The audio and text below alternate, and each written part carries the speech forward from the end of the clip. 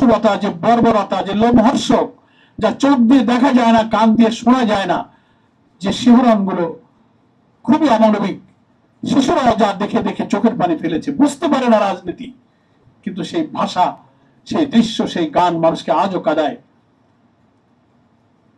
সেই দিন হত্যাকাণ্ডের শিকার সেই সব সেনা অফিসার এবং তার পরিবারের সদস্যদের মধ্যে যারা দুনিয়া থেকে চিরবিদায় নিয়েছেন, তাদের জন্য আমরা আজকে আল্লাহ তাআলার কাছে মাগফিরাত কামনা করছি। দেশপ্রেমের জন্য তাদের শাহাদাতের মর্যাদা কামনা করছি। আল্লাহ তাআলার কাছে তাদের জান্নাতে উচ্চ মাকাম কামনা করছি। আর একটা দাবি প্রত্যেক বছরই উঠছে, কিন্তু দাবিটা খুব দুর্বল।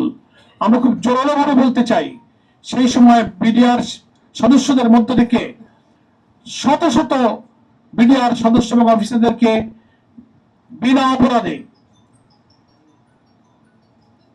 মামলায় জড়িয়ে বছর পর বছর কারাগারে আটকে রাখা হয়েছে, সাজা দেওয়া হয়েছে।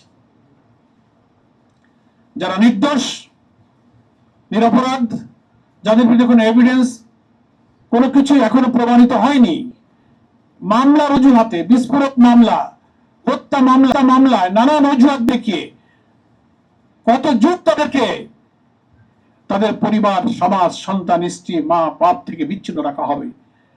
নিরপরাধ কারাবন্দী বিডিআর সদস্যদেরকে মুক্ত দেওয়া হোক, প্রকৃত অপরাধীদেরকে বিচারের মুখোমুখি করে তাদেরকে শাস্তির আওতায় আনা হোক।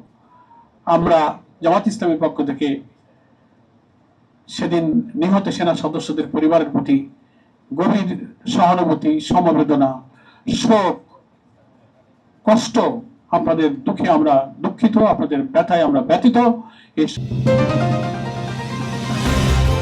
চ্যানেল বি+, নতুন সূর্যোদয়, নতুন বাংলা।